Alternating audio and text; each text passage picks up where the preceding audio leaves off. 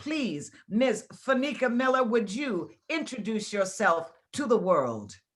Thank you all so much for having me. My name is Fanika Miller. I am a native of Warner Robins, Georgia, a community organizer, electoral organizer, community activist, and an unapologetic advocate for Black women and girls in Middle and South Georgia and across the state. I am a project manager for the Southern Black Girls and Women's Consortium and the organizer as well for Black Voters Matter in Middle Georgia. So this is my life. Thank you again for having me, and I appreciate the invitation. Thank you, Fanika. Thank you. And next, let us hear from Autumn Smith. Hi, everyone. Thank you all for having me. Again, my name is Autumn Smith. I am currently a master's student at the University of West Georgia, getting my degree in history. I received my Bachelor's of Arts degree in African American Studies from Georgia State University in 2018. And now I am now currently an advocate for civil rights and for human rights and for young ladies around the country. And now my research is focusing on African American women, sexuality, and classism. All right. Kimberlyn Carter, please introduce yourself. Thanks so much. My name is Kimberlyn Carter. I am the executive director of the Rep Georgia Institute, and our goal is to find, recruit, train, and deploy amazing candidates across the state of Georgia, specifically looking for amazing Black women from Appling County all the way down to Lowndes County in South Georgia and all around. I am so honored to have this opportunity to listen to women who every day wake up thinking about and having Georgia on their minds, Georgia women, Georgia men, Georgia families on their minds. And it has been an extreme honor this week for me to meet Chris Lucci. And I mean, he and I have just met, and I feel like I've known him for forever. His commitment to this state, to this community, to the better, to our beloved community has just been an amazing thing to experience. So thank you so much, Chris. Thank you to all of the panelists. And I just cannot wait to hear what you have to say and how you will inspire us tonight. Well, thank you for that, Kimberlyn. Please let us hear now from Mary Pat Hector. Hi, my name is Mary Pat Hector. I am a proud alumna of the Spelman College. I am now a graduate student at Georgia State University. And at the age of 19, I became the youngest woman and person of color to run for office in the state of Georgia. I now serve as the program strategist for RISE here in the state of Georgia, as well as the Georgia Black Youth Vote Coordinator. Wonderful. Macy Hall. Hi, everybody. My name is Macy Hall. I'm a Georgia native, born here, love it here. I'm always gonna be here. I as well am a proud alumna from the Spelman College, graduated back in 2013.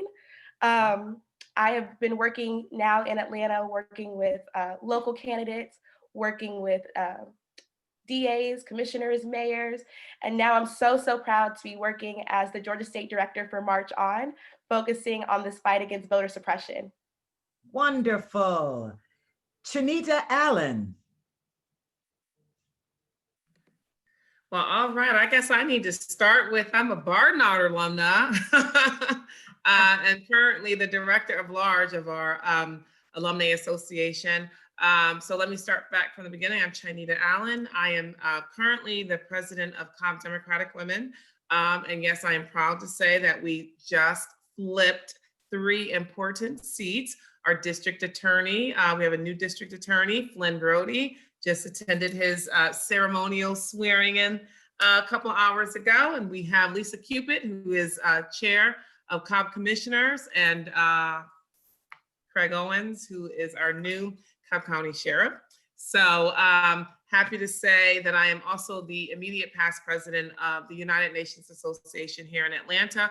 So what I think is amazing is just this whole blend of being able to bring in various cultures now that we're focused on winning the 2 US Senate seats, and how each and every, and being engaged in how each and every vote is going to count. It will matter. We'll win by thousands of votes, not hundreds of thousands. So every vote matters. And I'm looking forward to connecting with all of the women on this panel. I've heard some very exciting things, and I feel like we all are working together. We just don't know it. And I'm very grateful for Chris. Thank you very much for the invite. And Cheryl, Lee, Ralph, thank you so much. I'm just gonna say it right now. I'm jealous of the lighting, but that's okay. We'll talk about that later. And I did send you that text because I'm expecting those T-shirts and the mask. Thank you absolutely. for having me. Absolutely. And now, last but most certainly not least, please, let us hear from Representative Lucy McBath. Well, thank you so much, Cheryl. And thank you so much, Christopher. I'm really excited to be with you all tonight. And Shanita and Mary Pat and Macy and Autumn and Fanika, I'm just really excited to be with such a phenomenal group of powerful Black women. Yes, Georgia is definitely, Georgia's in good hands. That's what I can say. But I am Lucy McBath. I'm the mother of Jordan Davis, the young man who was shot and killed in the National Loud Music killing. I'm one of the original mothers of the movement that traveled with Secretary Clinton in 2016. I became a gun safety advocate and worked for the organization Every Town for Gun Safety and Moms Demand Action for Gun Sense in America as their national spokesperson and faith and outreach leader. And then I decided to take my tragedy and try to really move mountains on gun safety and ran for office in 2018. And I am now the first Democrat to hold this seat in Georgia since 1979. The first minority in the history of Georgia to ever hold this seat as the representative for Georgia's 6th Congressional District. And I'm really excited to be here with you tonight. There's so much great movement happening here in Georgia, and we can't thank y'all, and this is the way we say it down here, we can't thank y'all enough for everything that you're doing around the country, bringing all your resources, your time, and your talent to help us win these phenomenal senatorial candidates, help them win these seats. And we couldn't be more grateful and more excited to start chatting tonight. Absolutely. And with that, you have heard from our panel of some of the most dynamic and impressive women there in Georgia, around Georgia, who are making it happen. Now, a year and a month ago, I was in South Carolina with then Senator Kamala Harris, and we were saying, if just women in South Carolina made up their minds that she was the candidate, she would indeed be the candidate. So here we are now at the end of 2020. And I know some people feel like, oh, they have put in the work. We don't want you to feel no ways tired. We want you to know that we've got more work to do because it's been over 2 decades since Georgia has elected a Democratic senator. And we've got 2 up right now. We've got Reverend Raphael, which is really Raphael Warnock, and John Ossoff. Now, the race is tight, but if just women made up their minds that they were going to win, trust me, it would be happening. And so we are telling you, you need to vote. You need to vote. You need to get up, get involved, don't feel tired, and vote. Women on the panel with this open conversation, what are some of the ways that women can make sure we win in January? Well, I'll go ahead and they're so polite. I love it. They're so polite. Y'all have something to say. We'll start with A. So I was just having a conversation with our district attorney's wife. And believe it or not, before he ran, where he's, began his strategy, I called her in and I said, hey, listen, I'm going to need you. I know he's going to do his thing, but I'm also going to need you in the background. And here are some of the things that you can do. So, you know, it was more about go ahead and communicate to all your girlfriends now, gather them, because soon you're going to need, you know, folks to write postcards for you. You're going to need folks to be making phone calls. And so gather your sisters, gather your cousins, gather your aunts, and form your committee now, so that when it's time to do the things that need to be done, you're already in place. This is a time now. So we all are forming those committees as we speak. So form committees, get working, call your aunts, uncles, cousins, you know, make it a family thing, but get it done. Got to get it done. Fanika, have you got any thoughts on that? Yes, one, gather your girls, right? Get your girls together, but also tap into those resources that we often overlook, right? Black women are already leading in communities. We're already leading in professional positions. We're already leading nonprofits and doing the heavy work and the heavy lifting on the ground. So we can't just overlook those women who are doing that kind of work. We've got to bring in the coalition of people. We've got to expand the table, which is what I said that we're doing here tonight. We're pulling up seats from every direction. We're pulling up the seats from the sister, you know, that's working the hotel lobby. We're pulling up seats for the church lady in the back, the sound system crew. We're pulling everybody in because we've got to finish this job.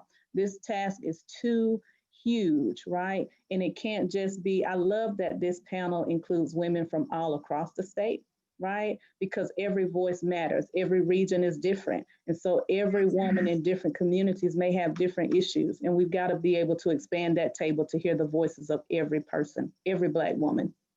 And I love what you just said, that these messages have to be formed in a way that people in different areas can hear the message. Not everybody is going to hear the same message the same way. So we've got some young women here on the panel. Macy, Mary Pat, what are your thoughts? What do you see that your generation can add to make this successful?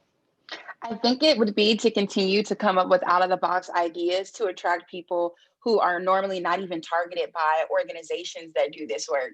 A few months ago, we all saw the Get Your Booty to the Polls video that literally took the internet by storm. And so many people were repulsed by it. And I was like, listen, this is what we need. Like, I think so many times campaigns and organizations target specific kinds of people, right? Like, we don't just need Spelman alums, like, you know, going out to the polls. We don't just need to talk to, you know, the women at churches. We literally have to go to in places that people don't think about. We literally need to target people that people don't think about. And so continuing to come up with out of the box ideas and approaches to get people to the polls. And I've just been surprised and proud of the young people that I've seen this past election cycle take initiative.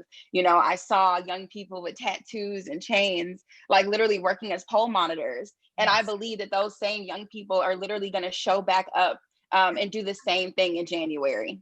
Absolutely. And it's important for them to know and understand that they are important to this election, that it doesn't happen without them. In fact, if they bring their friends and them, we have an even greater chance of us making this happen. Tell me, Macy, what are your thoughts? Absolutely. I think that, you know, when we look at the numbers that came out in November, what we saw were astronomical numbers from young voters and from African-American voters. And if it wasn't for those demographics, we wouldn't have seen the changes that we saw that came out in November. And, you know, as you see all these women sitting here, these are just a few of the faces that are taking over the community here in Atlanta. And this is not work that just started in 2020. This is work that has been going on for 4, 6, almost 10 years, that we have been putting in a lot of work to make sure that we have people of color in leadership places and women of color in leadership places, not just as organizers or activists, but also women in leadership positions. So they are taking care of those communities. A lot of times, especially within the Black community, it's the women that are the backbone that take care of that household. And what we saw here at this election is that it was the Black women that were the backbone of that Democratic Party to come out. Yes, yes, yes, yes. And that's why tonight we are giving the Black woman her flowers, because she came out and made this happen. Autumn, what are your thoughts? What do we need to do? I think everybody kind of hit home on everything, and I don't want to dwell too much on it, but one thing, a quote I always remembered by Coretta Scott King, she said that if the soul of the nation is to be saved, is that women should be the ones to do it. And I keep that in the back of my head in everything that I do and everything that I preach to individuals. And I just believe that if we keep that philosophy and we teach that to women and to men, I believe we can get the job done. Absolutely. Kimberlyn, I hate saying people's name incorrectly. Kimberlyn, your thoughts? You can call me anything. Wonderful woman, Carter. Oh, thank you. So we have to understand that this mantle that we carry doesn't come just by casualty or casualness, that the shoulders of the women that we stand on, Fannie Lou Hamer and Ella Baker and Myrlie Evers, and Bell Hooks and Angela Davis and the list goes on. Yes. And I heard someone call Coretta Scott King. I mean, let the ancestors enter.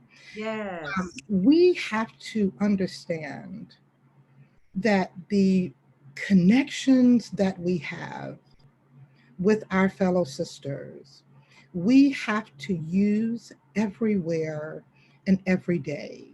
Yes. Because the people who are most connected to this pain need to dictate this policy when they go in the polls. Come on now. And because we are activists, we are close to the women and the children and the men in our communities who are feeling this pain. And so we have to let them understand and help them understand that their vote has power and that they have power. Yes. And that it's not something that the other people do, but it's something that we need them to do, that we need them. Yes. And I think that it's very important for us when we are having these conversations, masked up, of course. Come on. In the line at the grocery store, at Publix, at Trader Joe's, wherever we are engaging our people, that we remind them, we need you. We need your vote. We need you to show up. And if you don't know how to, I'm here to help you get there. Yes. And so that is the power of how we're going to move this. Right now, we have 1.1 million absentee ballot requests that have been submitted in this state. That's a little close to almost 30% of the whole haul of the last vote on November 3rd. About 47% of that is Black folk. And the majority of that is Black women. Mm-hmm. We've only had 75,000 returned. So when I say every conversation you have, every person you see may have that paper ballot sitting at home. We've got to do all that we can to make sure that we let people know that paper is your power. Yes. That early vote next week, yes, is your power. And we that are early here for vote you and with next you. week. That's right. That's right. It's your power. And we're not letting anybody, not the Orange Man, the Orange Brigade, and nobody else take our power anymore. Come on now. I'm not even supposed to be speaking on this panel, Ms. Ralph. I'm just supposed to be here observing. That's all right. You've got something to say, and we are passing the mic. Representative Macbeth. Well, Wonderful thank you. woman, you, who took your power, who took your pain and turned it into your purpose. Wow. Nearly 90% of women voters in Georgia said in a new survey for Higher Heights in America, an organization committed to increasing Black women's political power in this country, that they are likely to vote in the Senate runoff elections. And we all know that Democrats cannot win the 2 runoff elections without Black women voters. Tonight, we're here, we're discussing these issues that are most important to women voters that we hope will inspire more women and the people who love us and maybe the undecided Black woman out there to vote in these 2 runoffs. Now, the conversation we've got going on is open to everybody, but I want to open to you the floor about, as a woman, realizing that something needed to be fixed as a result of the loss of your child. What else is important for us to do? What else is important for us as women of color, to acknowledge in our communities as we create these conversations? Well, I think, there's a great deal that we always need to keep in mind. And I think everything that the ladies reiterated, I absolutely agree with. But I think what we have to understand, specifically as women too, is that economically we're only as viable as we can be when we ourselves understand the burden that we bear as Black women. And we Yes. know that we are the center and the focus of our homes, our families, and our communities. And so I think and especially in the light of COVID-19 right now, what I really want to reiterate is that, we've got to make sure that we are really getting people within our own communities to understand how important it is that we take responsibility for our own health, our own well-being, particularly right now. And because we are looking at the fact that, as we're talking about these elections and wanting to make sure that we're able to get out to vote, that we bear a responsibility to make sure that we are protecting ourselves, that we're following the healthcare guidelines by our physicians and the CDC and the experts, and making sure that we're doing everything that we possibly can, because we know that disproportionately we're always affected. They always say if white America gets a cold, we get pneumonia. Pneumonia. Right. So, and specifically because now we know that we are dealing with these elections, which are the most important elections of our lifetime. The presidency was, but right now making sure that we're able to get the Senate in place so that we can act upon those policies that we know are going to help our community. We've got to make sure that we're healthy, got to make sure that we're viable, make sure that we're engaged in our elections, making sure that we're engaged in creating what our futures look like. We cannot allow anyone else to define who we are, define what's important for our communities going forward. It's critical that we are engaged in every facet. I mean, economically, healthcare, education, you name it. We have got to be completely engaged and at that table, whether it be in your own municipality, your own community, state level, federal level, it doesn't matter. We've got to understand that we have to define for ourselves who we are, lest the country and those in this administration that do not care about us, do not care about our welfare, they will define what's going to happen to us. And as the ladies have said before, we stand on the shoulders of generations of people that fought and died for us to protect us, to preserve our ability to be able to have that piece of democracy that we deserve. We built this country. Yes. We built this country. And so, yes, we must remain heavily invested in what happens in these elections, what happens with COVID-19, mitigating COVID-19, what happens with our small businesses, what happens with our children being educated, what happens with our frontline workers. What happens with our climate, all of it. We must be invested in every aspect of it because that is our future. And for us to negate that and not to be invested, the Bible says our people perish for lack of knowledge. Come on We now. will perish if we're not invested in preserving our own future generations. And that means these elections are vitally important.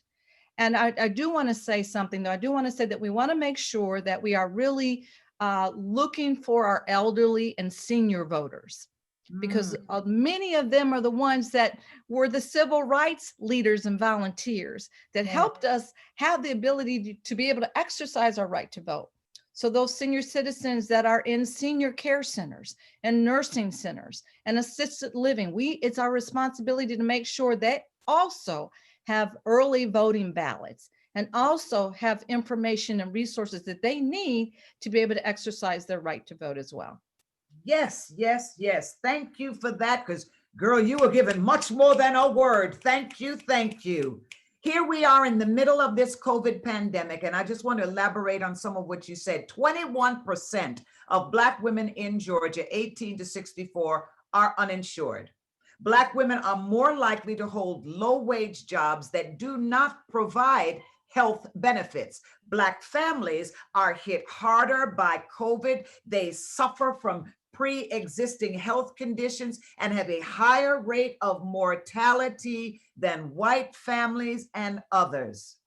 Somebody make it plain why this runoff election with two Democrats is so important to address the vital health care needs of Black women and their families in Georgia.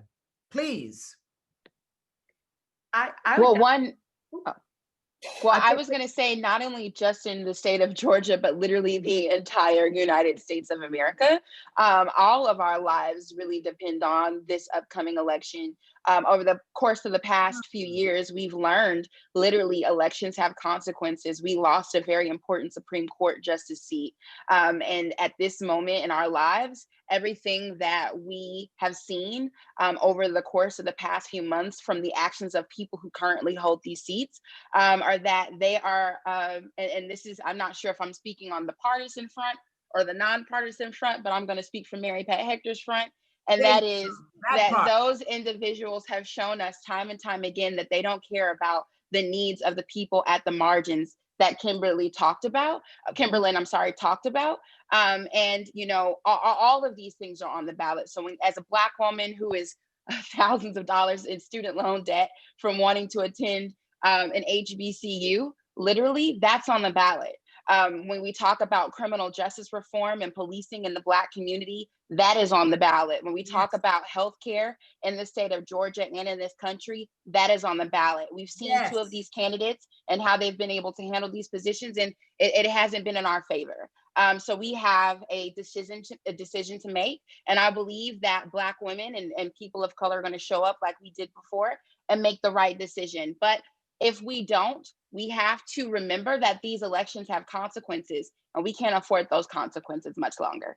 We cannot afford those consequences much longer. And Mary Pat, I don't care how much college debt you have, that is some money that has been well spent on you, my dear. Thank you. Thank you. So we're going to carry on with that. Who would next like to speak to that, please? Why is this election so important, this Senate election in Georgia, so important to address healthcare needs of Black women and their families? Somebody. Absolutely. I'll jump in on that, and I'll try to be a little bit brief. We're talking about how in Georgia, we've closed hospitals in rural parts of Georgia. Right, we've closed where the folks are, you know, the neediest. We can't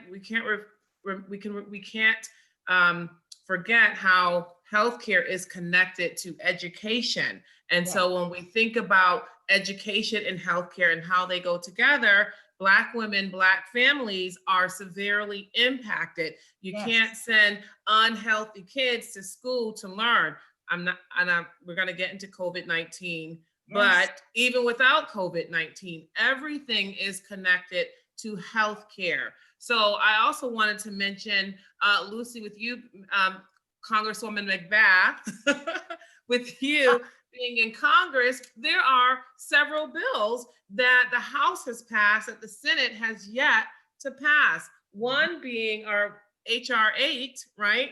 Gun safety, and HR 6, the Equality Act for LGBT or LGBTQ communities, HR 4, Voting Rights Act, HR 3, lowering prescription costs, HR 2, HR 1, vote. I mean, there are so many bills that have passed the House that the Senate is not touching. So being able to flip the Senate will have a snowball trickle-down effect in that, Lucy, all the work that you have been putting in place can now have an impact, can now be passed.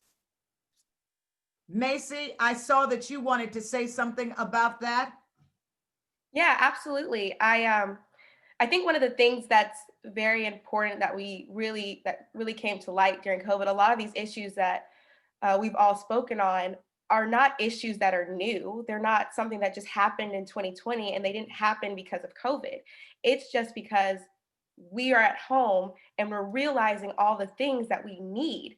And Yes. we start to get this sense of panic and we start to feel like, okay, well, how am I going to pay this bill? And if I get sick, then what am I going to do? And what am I going to get covered if I have these pre-existing conditions?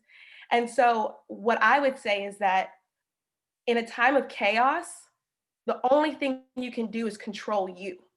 Yeah. And part of controlling you is controlling the power of your voice, which is equated to your vote. And so when we look at the Biden-Harris victory that just happened, it's not going to mean as much if they don't have a powerful leadership behind them headed to DC to be able to pass these bills that we just spoke about. If we don't have those individuals to advocate for our president-elect and our vice president-elect, then we are going to just be in a battlefield for the next president. Macy, I want you to say that again and make it clear. If our vice president and president-elect do not have what? Strong leadership. To do what? To pass those bills to ensure that we get that economic relief, we get that healthcare relief, we get help to pay these bills, that we can ensure not only that, and I want to make this a big point because it kind of touches home for me. We also have to look out for our healthcare workers. Yes. They are working overtime to make sure that we are safe. My sisters both work in the healthcare here in Georgia, and they come home exhausted because they have to take on more so that their counterparts can take care of COVID patients. We have essential workers who are working overtime, who are not getting paid what they're supposed to. So if we want to ensure that we are getting the relief that not only Georgia needs, but the United States as a whole, we have to make sure that Georgians are getting out and getting that vote in. We have to make sure that Georgians are getting up, getting out, and getting that vote in. Wherever you are listening from across the country, across Georgia, I hope you are getting the vibration, the feeling, the knowledge, the information about how important you are to the next 4 years. You heard it said, and it's been said very plainly, that if our new president and vice president do not have a team that can back them up, little to nothing will change. You know, there once was a president and people said, well, they could have done more. Well, yes, that president could have done more if they had the backing to help them move these bills forward. So now we've talked about health. Let us talk about economic issues facing Black women and their families. Now, according to the Economic Policy Institute, Black women's unemployment is 9.3%. And women are the first to stay home and take care of their families. And some of us know it's not just their families, but everybody else's family too. The runoff elections for Senate has some very serious effects on the Black women of Georgia. What are the differences between voting and electing 2 Democrats or staying at home and letting 2 Republicans remain in office in relationship to Black women's jobs and the economy? I'll chime in on that one. because that is a major piece of the advocacy work that we do. Kimberly and I have this conversation all the time. What this election will mean is the difference between a sister making 61 cents on the dollar and making a full dollar. So somebody say it again, because people understand them coins.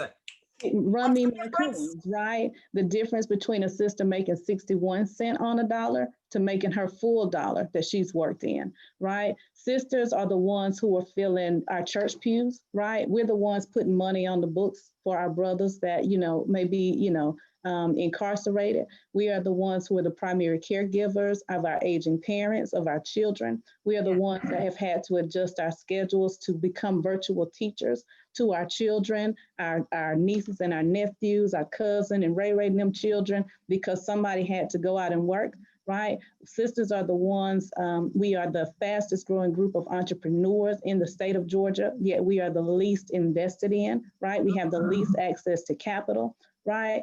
And our very livelihood depends on us making sure that we have elected officials who are responsive to our needs so that we can meet the needs of our families, so that we can keep our utilities on. So that in communities like Albany that are facing, some of the highest utility rates in the state, right? That somebody can advocate for them, that we can get our elected officials and decision makers to be responsive to our needs on the ground. And the other thing is Black women's organizing and advocacy doesn't stop on election day, right? Our work 365 days a year. And so we need to make sure that we get rid of the individuals who are causing gridlock, who have not signed on to support some of the important pieces of legislation that Shanita and some of the other amazing sisters have talked about. And we need to put people in those positions who are going to listen to us. But then we also have to, on the day after election, make sure that we begin the hard work of holding them accountable. Thank you. The hard work of holding them accountable. Now, everybody listening, this is a tight race. We're having this conversation because we want you to know how important you are, your vote is to this election, because you coming out can save your life. Your coming out can save the lives of your family and people in your community. That's why we are all here today. We are here for you to recognize and feel the power that is right there at the end of your own arm. We need your vote. The second most important issue on the ballot for Black women is the George Floyd Justice in Policy Act relating to social justice. We've all heard a lot about social justice, police reform, and the need for gun safety. After the murder of George Floyd, the energy on the streets through protesting, it was incredible the way people came out, different colors, classes, everybody came out. And this runoff election is the opportunity to turn that powerful protesting into policy by electing leaders who will fight for the policies in Washington, D.C. that support the needs, and you've heard it said, and desires of the Black communities back home in Georgia. My son, Etienne, was a victim of gun violence. Somebody out there in these streets thought that he would just prepare his son for these streets and used my son as target practice. Representative Lucy McBath, you're an activist. You are now serving in Congress. Can you start us off on how your tragedy has brought you to this place? Most certainly. And oftentimes out of tragedy, you really get to understand and know your own strength and your own power, and use that strength and power for everyone else so that no one has to be you. And I, of course, had watched, my son Jordan and I had actually watched just months before he was murdered what happened to Trayvon, and began questioning about, why did that happen to Trayvon, and what was the stand your ground law, and what were these laws across the country that allow people to shoot to kill and ask questions later and give them almost complete and blanket immunity from their criminal actions and intent. And I started speaking out and asking the hard questions, asking the questions of our legislators, the very colleagues now that are my colleagues in Washington, going to Washington and testifying around the country in state legislatures, and calling on clergy to stand up because they too had people within their own congregations that had been also victims of gun violence. But it was just a matter of using my voice and understanding the power of my voice as a survivor, because survivors of gun violence and tragedies were not numbers, were not statistics, were real life human beings. And having grown up in a family of civil rights leaders, my father was the Illinois branch president of the NAACP, served on the executive board there for over 25 years. So I grew up in the marches and the rallies. At 3 years of age, I was in the stroller at the March on Washington. So I understood the power of mobilizing and organizing and using your voice to talk about what's important to you. And then also how important using your voice is to stimulate and create change. But that is what I've continued to do, because I do recognize that is the only tool that we have. Using our voice and voting are the only real critical tools that we have to be able to create that future that we seek to have. And so, but what I began to recognize is that it wasn't going to be enough just to be the activist. Activism is important. Grassroots mobilizing and organizing is how it gets done. Right. Because you've got to be able to change a culture. And the only way you change a culture is just one heart and mindset at a time. And that happens with the people on the ground who are living that everyday reality, and they need the change. But also too, I recognize that you need the federal government, the state and local government, also all interconnected, it all entwined to really stimulate and to mobilize that change more rapidly. And that's what I began to recognize, is that I could stay here on the ground as an activist, but unless someone was on the inside, and I recognize that, the federal legislators were pretty slow, as people continued to die. And I was watching more and more of our own children die on the streets in our communities. And I felt like no one seemed to care. And I do have to be honest and say, of course, when all the tragedies happened with Parkland and, with Sandy Hook, it became a national phenomenon for gun violence when it had been happening in our communities all along. But now that it was going outside the confines of the minority community, yet and still no one seemed to be concerned. And so I recognize that you've got to have movement from the federal level, state, local, and grassroots to really be able to create the policy and the change. You've got to place pressure on your leadership. And as it was said, also hold us accountable to make sure that we are providing those safe spaces for you, that you never have to be concerned about being gunned down in your community or anywhere. And so that is what I recognized, and that's what led me to run for office. I felt like it was, and people said to me, they said, "You're a Black woman. You're running in Ruby Red, Georgia. You're running in a district that, not ever has a minority held a seat in that district. It is political suicide for you to run on gun safety. Are you crazy?" And yes, I even had minority women say to me, "It's not your turn. Wait, wait a little bit, wait till the numbers get better, and I dare say I'm so grateful I didn't do that, because it is our time. It is always our time. That's right. And it is always on time for us to be running for seats and creating and stimulating power that's effective in our own communities. So that is how I ended up in Washington. And I can't wait to have more young women like this on this call tonight come join us in state and federal legislative work. I cannot wait to have you join us. Oh, thank you for that. It is always our time. It is always the time. Don't let anybody tell you it's not your time. Oh, yes, that is a word right there. So we really want to turn this discussion into action. We don't want this to just be another conversation. What is going on in Georgia, it is too important. electing Ossoff, electing Warnock, that has the power and the possibility to change everything in your community, in the state, and across this country. And we all know that the Republicans are going to try, as they have in the past, to stop people of color, pick a color, any color, okay, Black, from voting. We know this, and we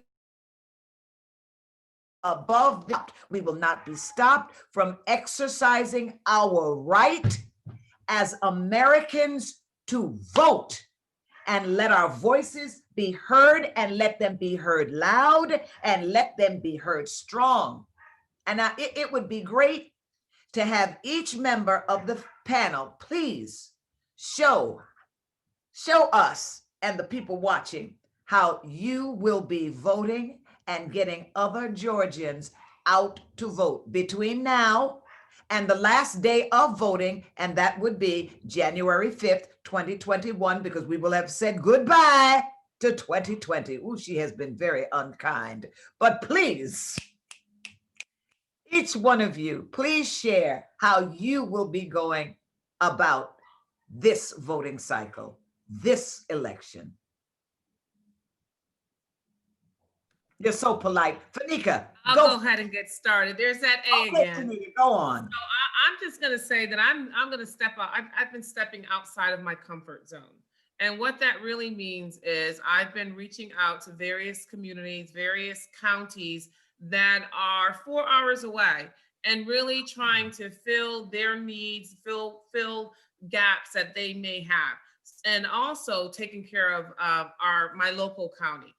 The other thing that I'm working on is, in stepping outside of my comfort zone, is I'm really trying to engage other women from different cultures. So for example, on Sunday, December 13th, we're having a multicultural festival. And this festival is going to include a Hindu DJ. And yes, I had to call and ask, what kind of music are you going to play? You know, can you send me your list of what's going on here? But I've also engaged, the Bangladesh community, our local Latina community. I've also, just really, there's a certain protocol way that I operate, right? And so, but being able to step outside of that and say, this is how other people communicate. So being willing and open to receive the different types of communication, right? And say, okay, you know what, it's okay. And it's okay for everything to not be so perfect, because when you're allowing other people in, when you're enlarging the table, everyone's coming at a different level. And so you have to be able to, be flexible, be nimble, but still, maintain your sense of integrity. But at the same time, you have to be open and willing to teach, and this is a thing that I'm learning, it to be led, right? Because some folks know how to communicate and how to meet the needs of their community, even though you think you might be the expert. You have to be led sometime. In order to be a leader, you need to be led sometime. So I'm being led in various places. Because what I'm hearing you say is you're being led to be open to people who might not look like you, but might and probably will be very open to what it is you're talking about, because what affects you probably definitely affects them. Absolutely. I'm hearing that. Fanika? Yeah, I love what my sister Shanita said, because Black people, we're only 14% of the population. We are never going to be able to save or preserve democracy on our own. I just choose to be very intentional about my advocacy when it comes to centering Black communities, Black women, and Black voices. So I'm going to continue to do that good work of traveling across Middle and South Georgia in communities that are often overlooked, talking to our people who low propensity voters that people have, relegated to the margins, the brothers up under the shade tree, who don't have the masks, who don't have access to health care, who don't believe that anyone is listening to their voices, and the sisters the same. And I'm going to continue to engage them in conversation about the importance of how they show up for themselves and save their communities. And sometimes I think what Shanita said about listening, right? The listening piece is even more important than us being there, because people don't believe that their voices matter. So how we show up in love and tell them that they have the power to transform their communities from right where they are, that's the good work. That's my sweet spot. And so I'm intentional about continuing to do that work. Intentional with the love, intentional with showing other people just how important they are and just how much they matter. That is wonderful. Macy? Yeah, absolutely. So one of the things that we were working on with March On is a strong focus in fighting against misinformation that's given to voters and fighting voter suppression. When Stacey Abrams ran here in Georgia, we saw that there were strong tactics and very obvious tactics to target Black communities and to target individuals so that their votes wouldn't get counted. There were intimidation tactics that came to ensure that the Black votes didn't come out. And now that we look at what just happened in November, we know why, because those Black votes held so much power in it. And so March On has launched out a Vote With Us campaign that we started with the primaries, and we traveled to eight different states across the country, starting in Houston, traveling through the South, all the way out to Atlanta. And now that we have ensured that we have gotten our president-elect and our vice president-elect ready to go, we are getting that bus right back together, and we'll be touring the state of Georgia with our Vote With Us Georgia campaign. That statewide bus campaign will take us to all the major counties here within the state of Georgia. And we are coming with music, we are coming with food, we are coming with giveaways, we are coming with canvases, we are coming with celebrities. We want to make sure that if you stand in that line, and a lot of people, because of this quick timeline, didn't get a chance to get their ballots, to request their ballots, if you're going to stand in that line, we want to make sure that not only are you getting your ballots put in and you're getting that vote in, but you are supported. You have someone there standing with you to ensure that we don't see all those shenanigans that happen at the polling locations. And not only that, we're going to make it a party, because we want to ensure that that voting in Georgia is something that we continue, not just for presidential. That's cool. It's awesome that you came out for the presidential, and it's awesome that you're going to come out to the Senate, because I speak into existence. But we want to make sure that you are still coming out for our local official elections, our DAs, our commissioners, our mayors. People like Congresswoman McBath is someone who I know I can call on the phone and say, hey, there's a problem in my district and we need help, because she cares about the people who she serves. And putting people in place like that is so, so important. And we have just had tremendous success. We have gone into these communities and been welcomed with open arms. And I have to say, it is a true pleasure to be able to talk to these voters, to let them know how much their vote counts, to make sure that they are empowered. They are excited to get out there. And so we want to make sure that they are getting those ballots in. We are also excited about what it is you're doing and taking that bus on the road, meeting the people right where they are. Now, I'm going to pivot for just a second, because being married to a politician, I understand that they sometimes have got to keep on schedule. And I know that the Congresswoman has to leave us on time because she has several other Zoom engagements this evening. So, Congresswoman, would you please put out the plea to our watching, our listening audience, and let them know exactly what is at stake in this runoff election in Georgia, please. Absolutely. And there is so much at stake, and it's so vitally critical that we just really make sure that we do everything that we can. Think of this election as your life depending on it, and the future generations depending on it, because they really, really do. That's right. What's at stake? Well, let's talk about, the state and local assistance. If we are not able to get these 2 Senate seats, we will probably not be able to secure state and local assistance, the federal funding that we need. appropriations for COVID-19 relief. What's happening here with COVID-19 is going to extend well beyond 2021 and into 2022. Yes. Small businesses, we need to be able to get them thriving economically again. They are desperately hurting, especially small businesses within the minority community. Reducing taxes for those who've been most adversely affected by COVID-19. Making sure that we're spending more money for testing, Yes. tracing, and treatment for our communities.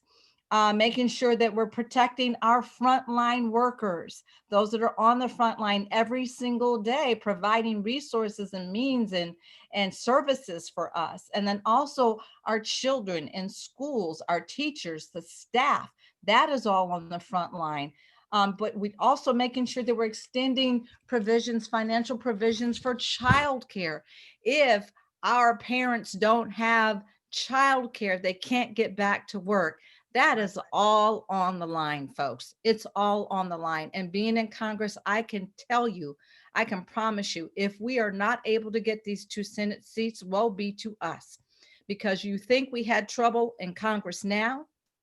With this new administration, they are already planning to be obstructionists. You already see what's happening with trying to claim that this presidential election needs to be overturned. These election results need to be overturned. So we need everyone to stand up and to take their place. Reverend Warnock and John Ossoff are phenomenal men of courage and moral strength and fortitude and integrity. They are exactly who we need in Washington. And so I would urge everyone, do everything that you can. Early voting begins on Monday, December 14th. Elections for the runoff are January 5th. And please make sure, if you need any information whatsoever on guidelines, where to go to the polling stations, all those things, please go to www.georgia. Hold on, let me make sure I get it right here, because I don't want to give you the wrong information, because then everyone would be mad at me. But it's www.georgiademocrat.org/vote. I'm going to read it again. www.georgiademocrat.org/vote. Please vote and encourage others to assist us here in Georgia, because our very lives depend on it, and the lives of your children and our future generations, most definitely. Thank you very much, Congresswoman McBath. Thank you very much. Thank you very much. Thank you very much for what you are doing, will be doing, and how you are going to encourage others to get involved and vote. Thank you very much for joining us here this evening. I know you've got to go, but we're going to carry on here. But thank you once again. Thank you. Love you all. Women of strength and power. God bless. Yes. Bye. That is a wonderful woman of strength and power. We thank her so much for joining us. You know, we do not have to wrap up exactly right now. And I know that some of you all have some things that you would like to say before we close this out. So I want to open the floor to each one of you to give some closing remarks and encouragement to those who are listening and will be listening, because this will continue to stream on the internet. And we know how very important it is for people to get messages from trusted messengers. So please share with our viewing audience what it is you believe they need to hear. The first thing that I would have to say, Autumn, go ahead. I'm sorry. I'll go ahead. I've been listening to you all talk, and I'm like a viewer. I'm just taking in all of the knowledge from all of you amazing activists. But as a historian, my biggest thing is teaching everyone about their history, because you can't know where you're going unless you know where you come from. And I believe that once we educate our community about what our ancestors have been through to vote. What happened on that bridge in Selma, Alabama in the 1960s is enough reason to go out there and vote. just Yeah. in the legacy of John Lewis. John Lewis almost lost his life As a young on man. that bridge for individual vote. And I understand, young man, a lot of those individuals were young. They were college students. That civil rights movement, I want young people to also know that it was driven by young people. It was young people that made a change and that made a difference. And it's up to young people now to make those same changes and to make those same differences. And we have to teach those young people about their history and teach them that it's not up to our older generation to make those changes. It's up to us now. And they have to understand these are important and that we have to spread them. And I challenge our older generation to educate our young people, to educate us, to tell us about the Shirley Chisholms of the world, teach us about Coretta Scott King, and not just Martin Luther King, teach us about what she did to keep his legacy alive and the political action she had after he died, how she got a federal holiday. I mean, we have to educate individuals on why they should vote and not just keep telling them to vote, but educate them on why to vote and that their vote matters and that they matter because their history matters. Oh, Autumn, thank you very much for saying that. If you don't know where you've been, you're going to get lost trying to get to where you think you're going. Thank you for that. Please, Fanika. Unmute yourself. I'm sorry. Yes. So echo what Autumn said, as we saw all these young people leading movements across the country this summer, in the summer of protest, they were marching in the streets because they already know what they want, right? It's up to the rest of us to catch up to those young people so that we can deliver, so that they can see the change that they would like to see for their community. So thank you all for having me. I'm honored to serve on this panel. We're going to continue to do the good work, and it would be remiss if I did not shout out the Fort Valley State University, since everyone else talked about Spelman, but y'all got to come on down to Middle Georgia and see one of the greatest and the baddest HBCUs in the land. So thank you. Right. We're going to get now. All right. Mary Pat? Yes, I think it's very important for us to know what's on our ballot. There are some places where, this Senate election is not going to be the only thing on your ballot, like Public Service Commissioner is an extremely important seat. We talk about the fact that broadband is not in every county in the state of Georgia, and that there are some places in North and South Georgia that are depending on this particular election. So Daniel Blackman, please know that name. It's very important. So becoming aware of Daniel Blackman, who is running for Public Service Commission. It's important for us to vote down our ballot and really check our ballot. So make a plan to vote between now and the time that you plan on going to the polls, because that's extremely important. And again, just keep up the great work. We can do this. Up the great work. We can do that. I see okay, come on, vote blue. I see Chanita's got the message coming out there loud and clear. Come on now. Kimberlyn Carter, come on, share some words with us, please. Yes, I am going to share some words of wisdom. All right. You mentioned Higher Heights for America, and I am one of their executive leadership fellows. So thank you very much for giving them a shout out. Yes. And one of the things that we talk about is we, as Black women, we work hard. We are the backbone. And I know we've heard this before, but sometimes we actually have to step back and take a little breather sometimes and practice a little self-care. So while we're out here working, my husband just said, I think you've been working 17-hour days. And I'm like, I'm good. I'm not ready to go to bed. I'm okay. Let's go. What's next? What next phone call? I do have to stop and say, you know what? I need to take a breather.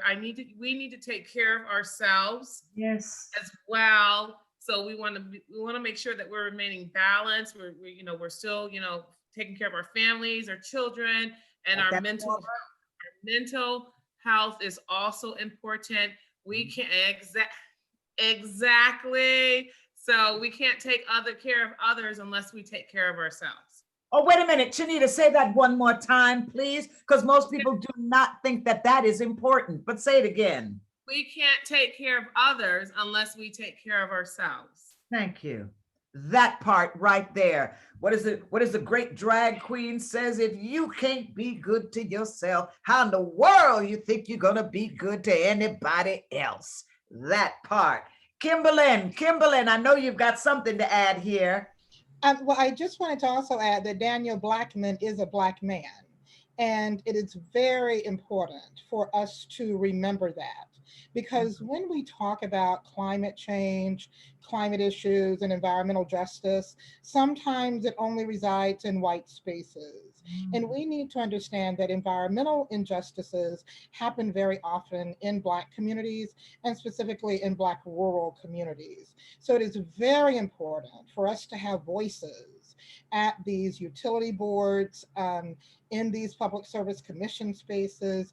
Like Fanika and I both work with South Georgia organizations that are really trying to speak truth to power about the utilities.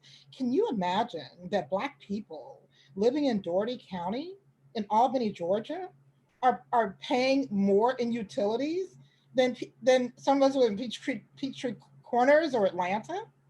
I mean, it's unbelievable to imagine, and how the poverty is exacerbated when you're looking at a global pandemic, the loss of jobs, the increase in the utility bills.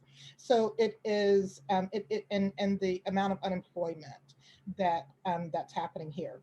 So I just wanted to just say that my focus is the babies. So I am working very diligently with across the state. We are doing a promotion. We received a grant from Viacom, CBS, MTV to reach out to African American youth between the ages of 18 to 21. So right now we have about 500,000 good mobile numbers that we will be texting. We'll have digital gatherings, text bank parties. Next week, Fanika is hosting one. We call it Girls Just Want to Vote. So it's going to be our Girls Night text bank. We're also doing a text bank with some young people on Wednesday night with Usher's New Look Foundation, because it is very important to understand the youth vote is the power vote. Yes. If our young people don't show up, I might be the doomsday person. But my mama has already gotten her ballot, kissed it, prayed over it, and sent it back. Okay. But if our young people don't show up, this is a wrap. Right. And I'm talking about Black young people. They delivered Joe Biden and Kamala Harris. And we should not forget that ever. They delivered. The next time someone says to you that our young people don't vote, I want you to tell them that's a lie. That's right. Because our young people delivered this win. Yes, they did. Ooh. And because of that, I'm paying $18 for phone banking and $15 for text banking. Okay. When the young people call me, they say, Miss Kim, I want to volunteer. I said, Miss Kim don't believe in volunteer work. All right now. Not in a global pandemic. Not in a global pandemic. Okay now. There are no Christmas jobs. There are no part-time jobs for these babies to have. That's right. There are people pouring millions into this state. And our young people should be the young people that are benefiting from those millions. They should be knocking the doors.